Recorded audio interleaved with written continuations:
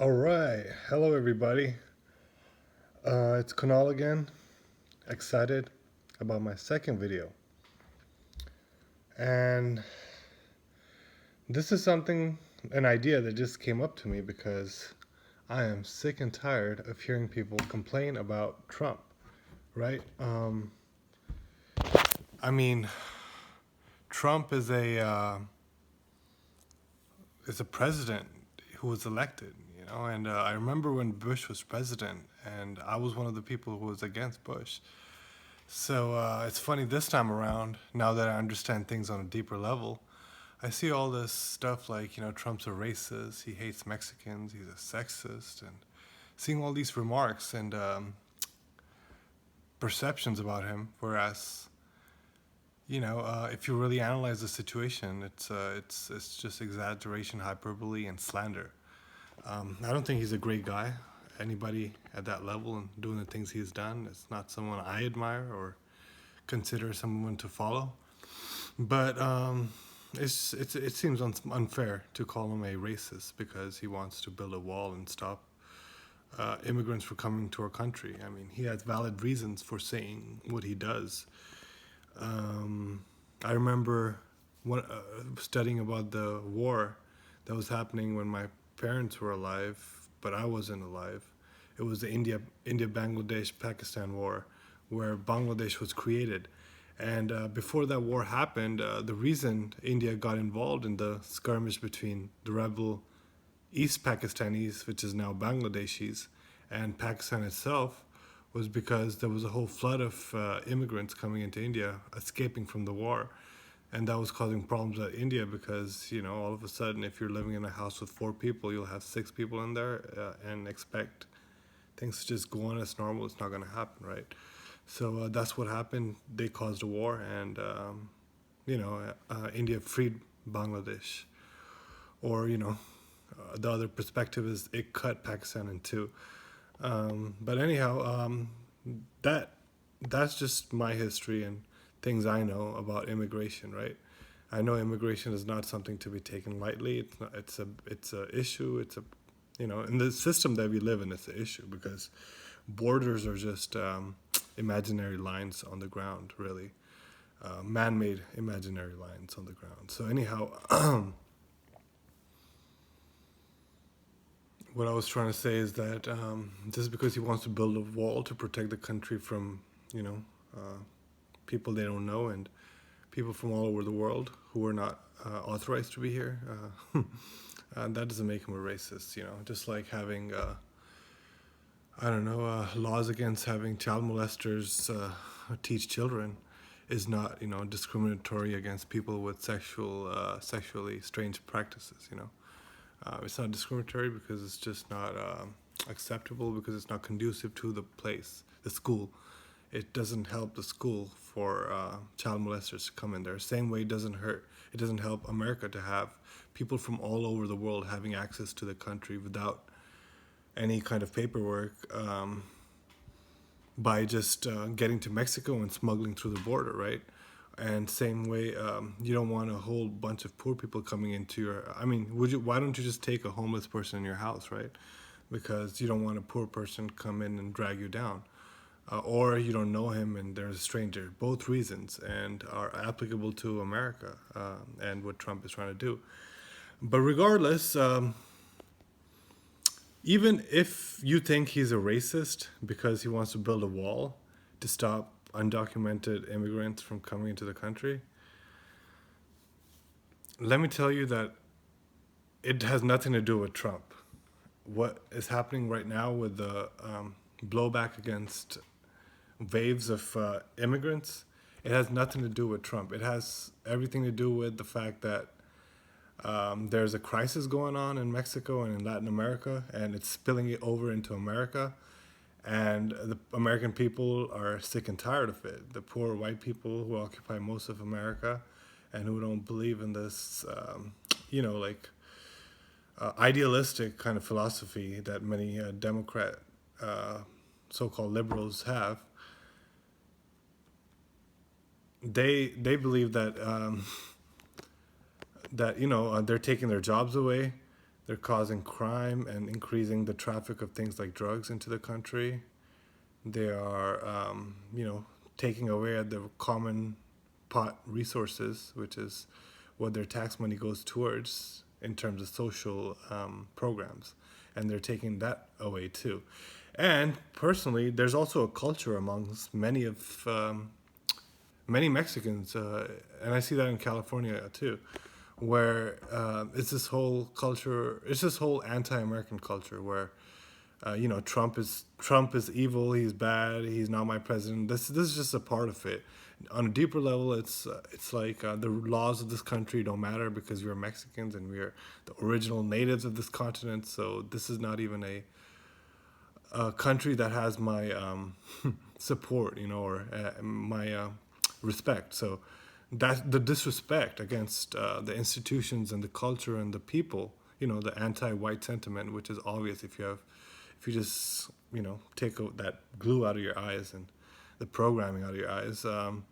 All that stuff is is aggravating the average white person, and when Trump came by, like all big balls of steel, basically, saying the things that they felt, but was not being promoted in the media, then they felt like, oh, there's our savior, But obviously, just like Dave Chappelle said, they don't know that Trump is protecting me, the rich black man, not them who voted for him, the poor white man, all right?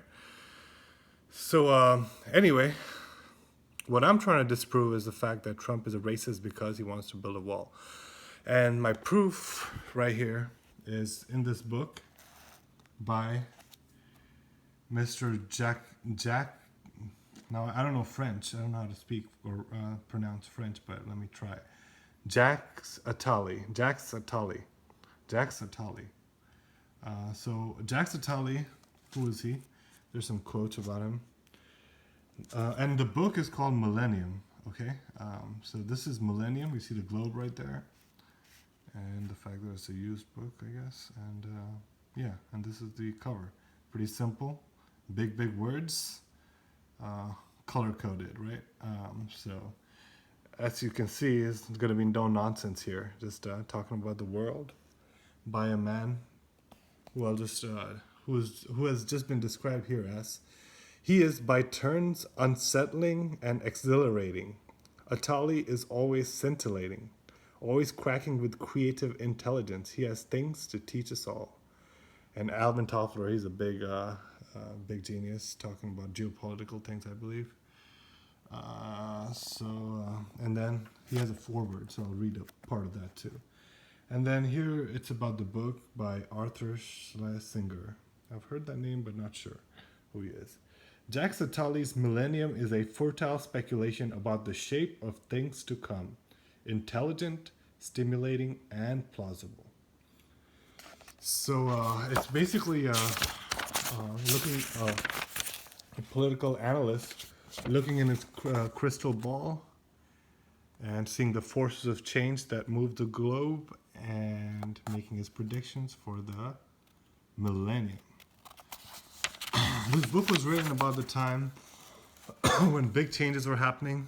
George Bush Sr. had just made his speech, or was about to make a speech, the New World Order speech, right before they launched the Third World War again in the Middle East, the Gulf War.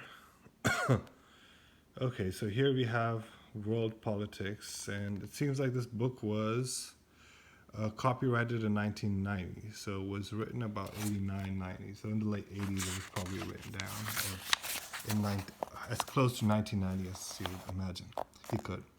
So here's a foreword. So the fact that my friend Jacques Attali is unknown to most Americans, including most American thinkers and policymakers, is a measure of America's intellectual provincialism. So very limited to one's own home in terms of knowing about the world. Jacques Attali was for nearly 10 years the man who sat directly outside the office of French President Francois Mitterrand, the man who accompanied him at his meetings with Soviet President Mikhail Gorbachev and other world leaders, whispering ideas and helping to introduce Mitterrand to the 21st century. So here we have it. This man is the man behind the president. You know, one of the power pullers, the advisors who basically have much more power, even though they're not in the spotlight, than the president, who basically does their biddings, right? One of the 48 rules of power. Don't make the man who makes a decision the man who appears to have the power. So anyway, now he's a president of European Bank now in 1990 he was a president of European Bank for Reconstruction and Development. So he's also a president of big banks. So obviously he's not someone who was not in the know, so to speak. So now we have the first picture of the first part of his book. Suppose this is Jacques right here, the sun, God, looking a little cynical, a little too knowledgeable about the situations in the world. Yeah, he has a book in his hand. I guess he's just been enlightened. And then we have some angels, I guess, and some tree and clouds, whatever that means. All right. So the first chapter, The Coming World Order. A bit of an introduction. And this is, the reason I'm doing this is because I'm trying to show you that the future is planned, if not planned, clearly observable and predictable from knowing and analyzing the deeper trends that are influencing things. So right here, you're going to get an analysis of how this immigration crisis is something that is nothing new. It's historically happened many times, and he explains it right here. History is accelerating. What was beyond the grasp of imagination yesterday, except perhaps in the fertile minds of futurists and fiction writers, has already happened today. The Berlin Wall has crumbled. Test tube for blah, blah, blah. And future shock is yesterday, right? Change is only constant in a world. Change is the only constant in a world of upheaval. So the Millennium, it starts with the premise that we are already been past this shock of technology and the changes in our civilization, which are continuously going on. But so the change is the only constant in our upheaval-filled world. The old geopolitical order is passing from the scene and a new order is being born. That order is likely to bear little resemblance to the familiar world of the last half of the 20th century. In the next millennium, humanity's fate will be shaped by a new set of winners and losers. Whoa, right? A new set of winners and losers.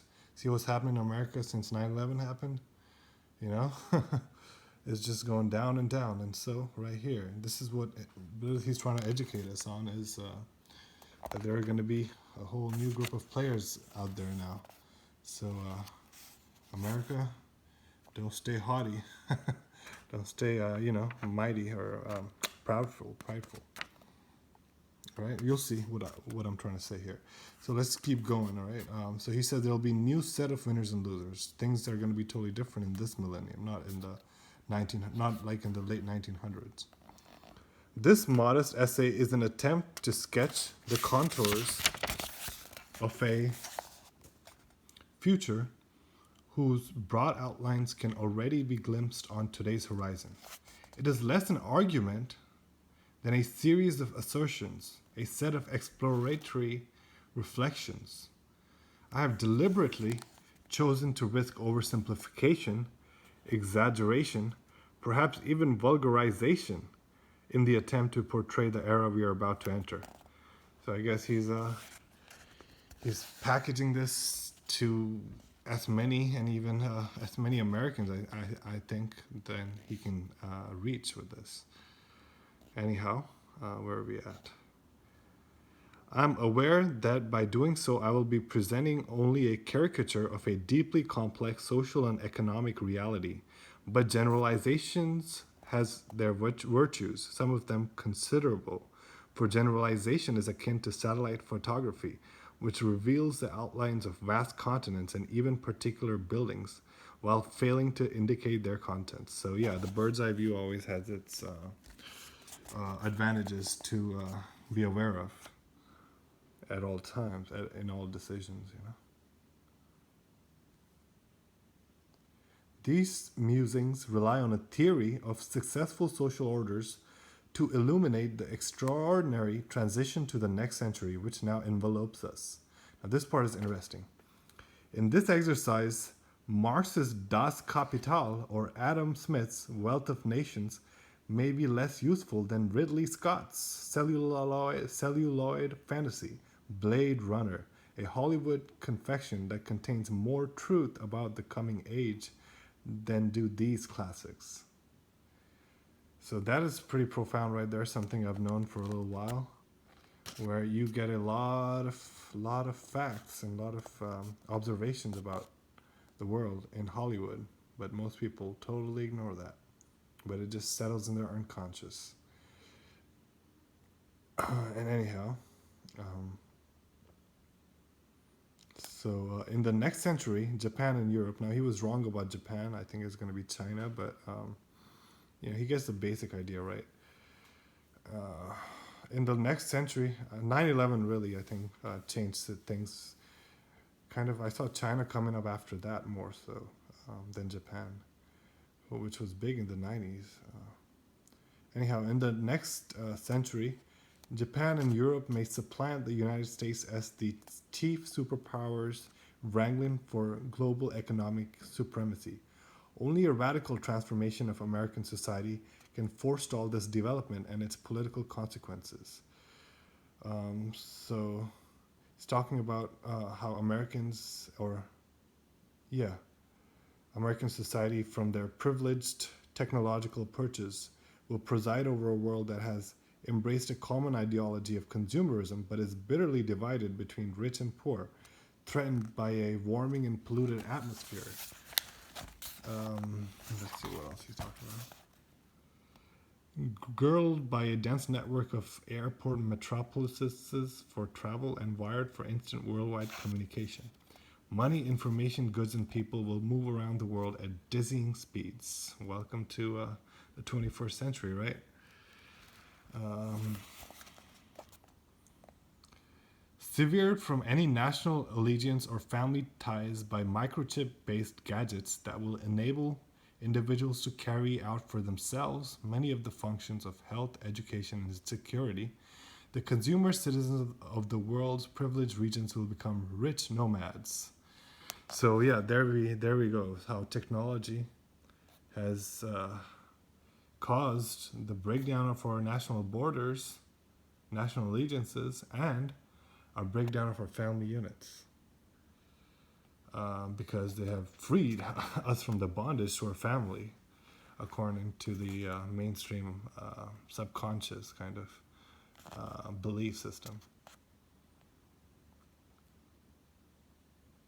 So, so there'll be these rich nomads, they'll be able to participate in this rich liberal market culture.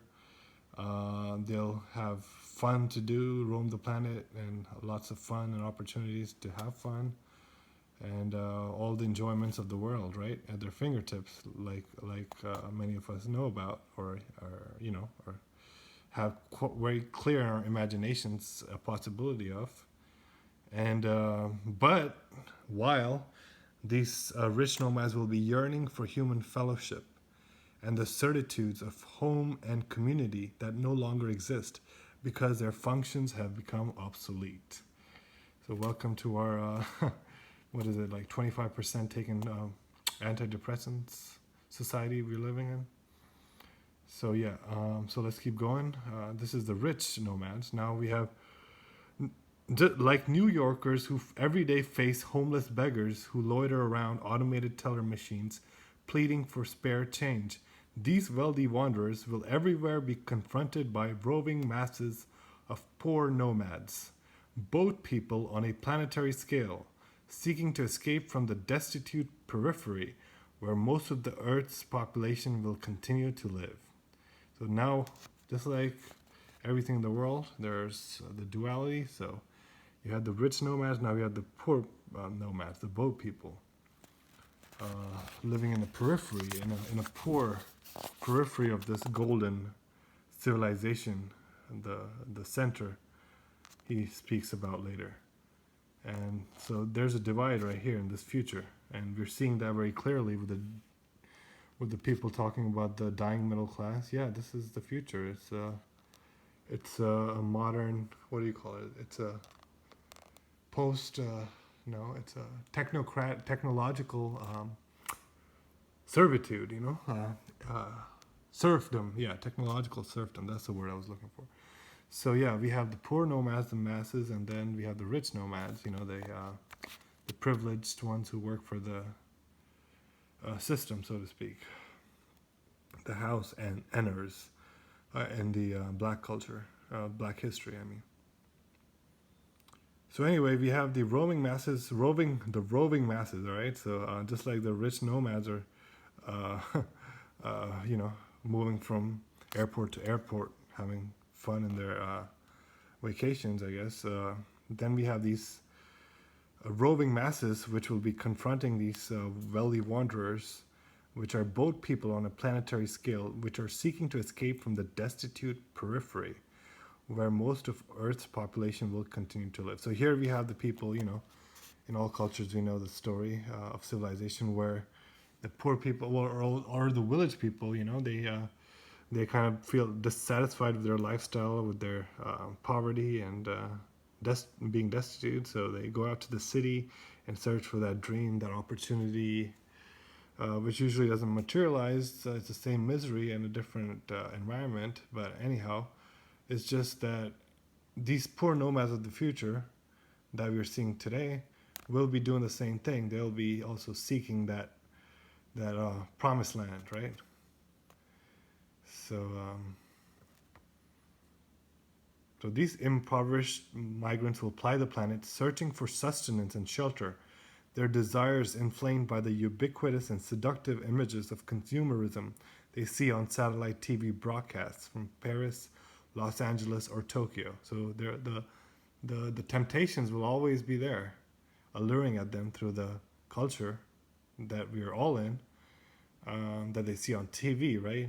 Think about all the kids living in the ghetto watching the Cardi B watching Cardi B and thinking, oh, if only I could afford 10,000 for a boob and a booty job, my life would be set just like hers. So it's the same thing, now it'll be the poor people who will be doing this, moving around, desperately hoping to shift from the slow world to the fast world, right? But in this pursuit, they will live the life of the living dead. Like all past civilizations which sought to endure by establishing an order to ward off the threat of nature and other men, the coming new order will be based on its ability to manage violence, okay? So violence is still important in this new world, obviously, it always has. But not like before, when there was religion, then military force. This violence will be economic power, the might of money, the power of the purse. This is how they will control violence. And think about the money and the funding and the intelligence it takes to create revolutionary terrorist organizations and things that we see in the world, right? So money will manage violence. And of course, remnants of the once predominant orders based on religion and military might well continue to persist, especially like, Middle East places. Saddam Hussein's invasion of Kuwait and the war his act provoked serves as a useful reminder that the end of the Cold War has not settled all problems of border disputes, nationalistic yearnings and power politics. So the problems will these wars, he's saying it will keep going. Don't think it's all over. Saddam Hussein, and now we see what he meant by all this, right? They only saw the start of it, the whole Saddam Hussein thing with Kuwait and how the Gulf War started. But now we've seen the whole decades of beatdown that region has received. So anyway, let's keep going. So other aggressive acts in parts of the world with less vital resources and symbolic importance than the Middle East will surely occur in the future. He doesn't mince words or try to sugarcoat things or try to deceive you, right? I mean, he's just saying it clear. He's an advisor. I mean, he works with knowledge. He provides knowledge, so that's what he's doing to us. Like I said, I hear the French are less politically correct anyhow than Americans, so anyway, let's keep going. Military force will continue to hold sway in many areas of impoverished world, but such events, while explosive, bloody, and dramatic, will be anachronistic affairs, sideshows, only marginally relevant to the main thrust of history. Wow, how relevant is that? I mean, except for when they want to start a new war, we don't even see war on the news like we used to during the early 9/11 days, right? So anyway, let's keep going. The Persian Gulf confrontation, for example, has served to distract attention from the momentous shift now taking place in the world balance of power. So, yeah, 90s was a critical time. I mean, that's when my community left Kashmir because of the same tensions that were just blowing up at this time, and it was becoming very rebellious. The people were becoming very rebellious against Hindu. The more pluralistic nation that the Hindus wanted to be in, us, but the Muslims wanted to be with Pakistan. They viewed it more matching with their needs and desires. Anyway, the Persian has served to distract attention from the momentous shift now taking place. It has made it possible for some to insist that the United States remains the most powerful country in the world. So I remember this when I came to this country and during 9/11, how we're number one. You know, it was beaten in everybody's. It was like the chant, the national chant. We're the best. America's the best. We're number one. Remember how when America was realizing that it's fallen, then Stephen Colbert came on TV and made fun of that whole meme that we used to have. But anyhow, there was a shift taking place at this time, so it has made it possible for some to insist, that predictions of United States decline are premature. These observers are right only in the short term, because the ills that beset our society are likely growing in severity. So American society, ills are growing in severity, making it difficult for the United States to maintain its imperial posture without embracing the path of wholesale economic restructuring. Right, so he's saying big changes need to be made. And there's an author arguing that impressive projection of massive American force halfway across the world blurs rather than illuminates the larger question of America's real position as a fading hegemonic power, not a revived one. He compares America's deployment to Spain's, so Spain did something similar in this than as America was doing, in this Gulf War, which is serving as this protector figure, this world benefactor figure. But Spain did the same thing in 1934, just less than a decade before they totally collapsed. So it was just a kind of a bravado that Spain did, and same thing he sees as a French political analyst. He sees it as the same thing that they did, that we did in Gulf War. Kennedy does not fail to observe that even as hundreds of thousands of U.S. troops were sent to Saudi Arabia, American budget, so you're talking with a budget deficit rocketing past $300 billion, the largest ever. No nation can remember number one without a flourishing economic base upon which its political power must ultimately rest. Like Spain, it's not the first great power to be mired in massive debt, even as America retains global responsibilities, although it has gone from the largest creditor to largest debtor. So it's just saying that it's not as stable as they think they are at this time.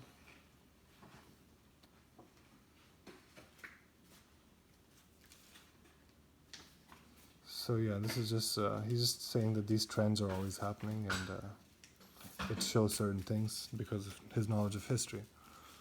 The extent of the U.S. debt crisis offers powerful evidence that we are already entering a transition in the world market order from a core region that is weakening to a new one. So we used to be the core region, and now there's a new one. So he's saying that they're receding from America and is flowing towards Europe and the Pacific. And he doesn't think that's good because world growth will be jeopardized by American decline. The US may find it possible to reverse this trend, but it is unlikely without radical reform, for it is every day more and more evident that the central organizing principle of the future, whatever happens at the margins, will be economic. This will become increasingly apparent as we approach the year 2000. The rule of military might that characterized the Cold War is being replaced by the reign of the market. The liberal ideas of democracy and the market have defeated their chief rival, the historical challenge and alternative vision of society represented by communism. To be sure, a central conundrum remains: how to balance economic growth with social justice.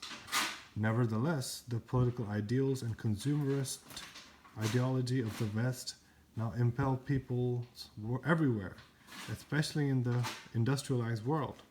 After all, it was the popular allure of the democratic consumer society, not the official threat of nuclear annihilation, that critically undermined the legitimacy of the Soviet bloc regimes among their own people. So he's saying how this consumeristic dream world that America represents is what destroyed communists, Russia, USSR, not the war. The values of liberal pluralism and the promise of market prosperity have been joined in a consensus that now unites people all over the globe. That consensus, which has replaced the two ideologically antagonistic blocs, is capable of being satisfied only by a market that is organized around common consumer desires, whether or not such desires can be fulfilled. For the first time, the political demand for pluralism find its economic echo. Right, so consumerism is the future. As a result, the post-war strength of the American economy is likely to be seriously challenged, and in the emergent order taking root in this pre-millennial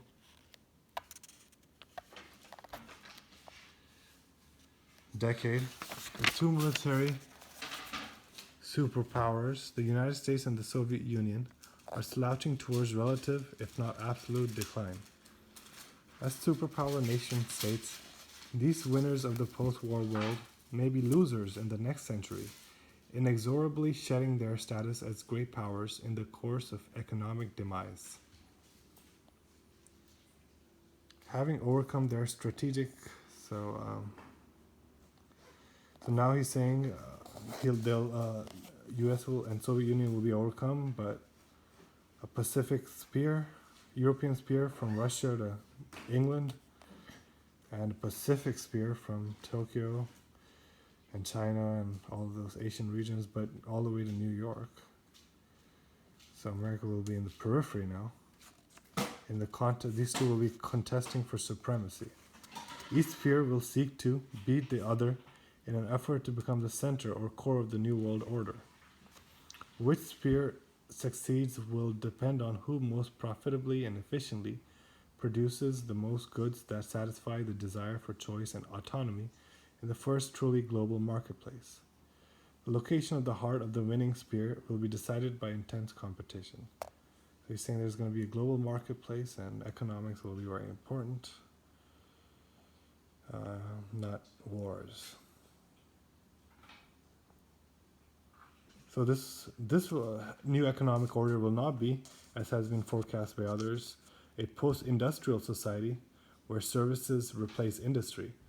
Rather, it will be a society that might be called hyper-industrial, a society in which services are transformed into mass-produced consumer goods.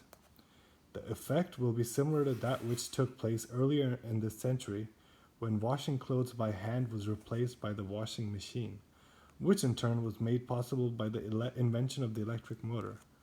Far more radically than the harnessing of steam and electricity in the 19th century, and perhaps more akin in impact to the discovery of fire by primitive tribes. The microchip and advances in biotechnology and genetic engineering are preparing the way for a revolutionary leap into a new age that will profoundly transform human culture. And we're already seeing that. We have already seen that, and it's going on. Microchip-based technologies such as the transistor and the computer have already opened the way for unprecedented industrialization of services, from communication to education, to healthcare and security. Examples abound, the Sony Walkman, blah, blah, blah. All foreshadow the portable objects of the future, nomadic objects, if you will. These products will greatly weaken institutions, professions, and bureaucracies by permitting the individual an extraordinary degree of personal autonomy, mobility, information, and power. They will help fulfill the growing demand by consumers for more control over their lives by enabling them to technologically remove themselves from the institutional workplace, work from home jobs. At the same time, people will be equipped with the means. Now there's people even working from the road with living in RVs.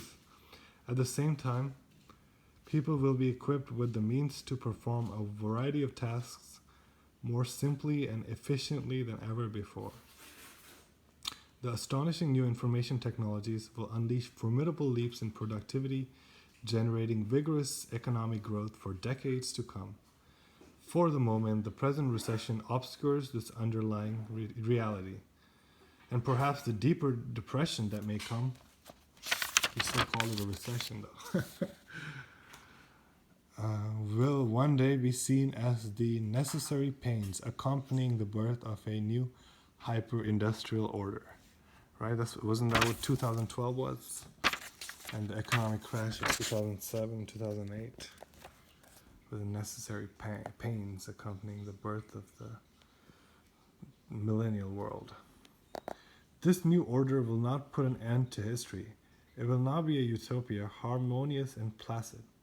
Indeed, conflict is more likely now that the Civil War has ended and the market has triumphed, for it is precisely because so much of the world now shares the same desire for a prosperous order based on choice that conflict will arise. In this respect, the 21st century may well resemble the 19th, when nation-states with similar imperial designs fought over the loot of raw materials and mercantile spoils, and over issues of national prestige.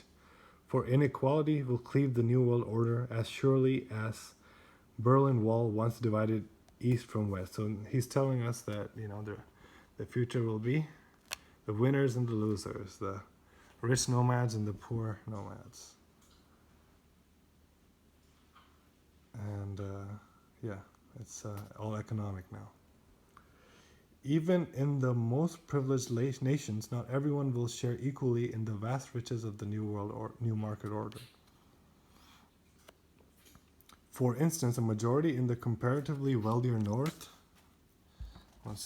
For a majority in the comparatively wealthier North, inundated by the stupefying flood of information and entertainment. So he's talking about us privileged Americans. For a majority in the wealthier North, inundated by the stupefying flood of information and entertainment, will be reduced to weak and poor pawns, consigned to helplessly gaze with envy at the power and pleasure enjoyed by a minority. Ordinary people will gape with awe and resentment from their modest suburbs and homeless streets at the high rises of wealth and skyscrapers of power that will loom above their reach. The riches of growth are not assured for those countries moving towards democracy in Eastern Europe and Asia. The political and economic freedom so far won can vanish. Boom. If the market economy does not deliver relatively quickly. So here we have the big bad Jehovah, the God who makes the world run, right? The market economy, the big bad God that has to be appeased. So if they do not deliver relatively quickly the consumer goods and basic necessities promised by the bold reforms that have demanded harsh sacrifices. So they have to also keep it up, is what he's saying. The worst is not certain, but everything can go wrong in the midst of Europe's remarkable Velvet Revolution. So Soviet Union hadn't yet collapsed. Should the Soviet Union collapse in a civil war, millions of its citizens might well flee westward in an effort to escape their country's deepening immiseration. Such economic refugees would surely test Europe's ability to successfully absorb such a flood. Read that again. Millions, so if the country collapses, millions of citizens flee to other countries to escape their country's deepening immiseration. Such economic refugees would sorely, he didn't say just test, he said sorely test Europe's ability to successfully absorb such a flood. All right? So, yeah, it's not a light matter, immigration, or some feel-good kind of thing we should decide based on our feel-good factor. So he keeps going. Above all, the marginalization and misery of 3 billion men, women, and children in Africa, Latin America, and much of Asia, especially India and China, hangs heavily over the promise of sustained prosperity and freedom in the privileged North.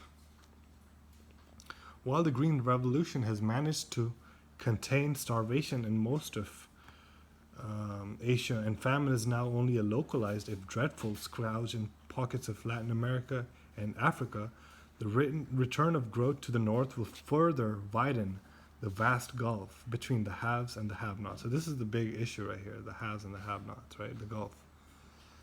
That is a cause for everything he's talking about here. The market and price for the primary exports of the South will continue to decline as raw materials become less important, right? So with the new industrialization, this technological innovations, the raw goods that they used to rely on as means of money, economy, are becoming less important in the world, in the wealthy regions, due to the growing importance of skills and information in industrial production. Moreover, many of the markets of the North will remain largely closed to exports from the poor South. Mexico, for example, has already dropped most trade barriers with the United States, but it will take years for Mexican products to make their way to the shelves of Safeway in the way that American goods can be seen in every corner bodega. It will take even longer for Brazilian products. So he's saying these countries have a disadvantage because of this modern system that we have, this economic system that we have evolved into. In restless despair, the hopeless masses of the periphery will witness the spectacle of another hemisphere's wealth, particularly in those regions of the South that are geographically contiguous and culturally linked to the North, places such as Mexico, Central America, or North Africa. Millions of people will be tempted and enraged by the constant stimulation of wants that can't be satisfied. So they'll see all our products and all our advertisements on their TV and shelves, but they're in a situation where they can't do anything about it, where they keep getting tempted. So they will know that the prosperity that is not theirs partly comes at the cost of their well-being and the price of their environment's degradation. This is why they don't like Americans. Price of their environment's degradations. With no future of their own in an age of air travel and telecommunications, the terminally impoverished will look for one in the North as economic refugees and migrants on an unprecedented scale. That's what we're seeing all over. from Syria to Mexico, right? The movement of peoples has already begun. Only the scale will grow. Turks in Berlin, Moroccans in Madrid, Indians in London, Mexicans in Los Angeles, Puerto Ricans and Haitians in New York, Vietnamese in Hong Kong. And then he gets a little deeper. If the North remains passive and indifferent to their plight, and especially if Eastern Europe is brought into the orbit of prosperity while the South is neglected, the people of the periphery will inevitably enter into revolt and one day war. They will seek to breach the equivalent of the new Berlin Wall. So he already mentioned the new Berlin Wall that will exist between the haves and have-nots in the North and the South. But now these poor people who've had it and can't contain their temptation, I guess, or their desire for dreaming more, a bigger, better life, will seek to breach the equivalent of the new Berlin Wall, which the North is even now building to seal off the South. So he predicted the Trump wall, and he said it was happening in the 1990s, so obviously immigration has been a problem for a while in America.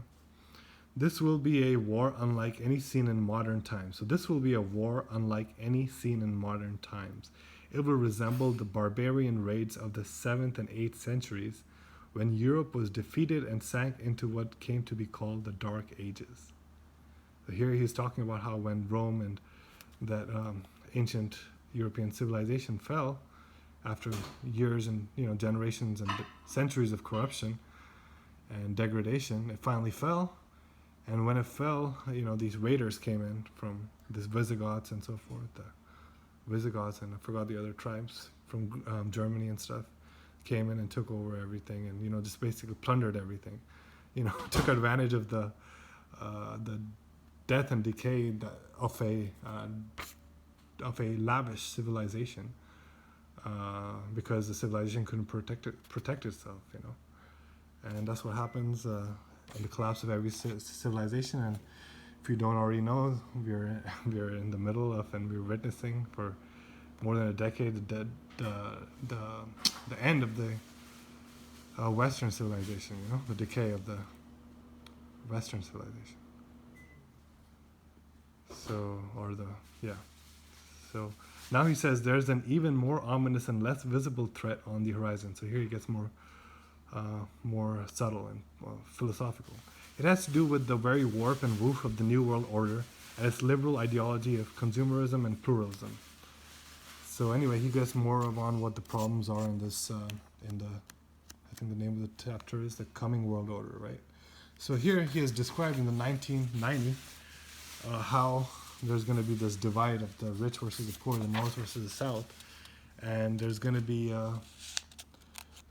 people who are, antagonistic towards the people in the North, and they're going to do certain things. It's going to be basically a war, he's saying, of these people, these impoverished and constantly stimulated of desire groups of people who are going to migrate to the North from these other periphery areas of the South and the poorer countries.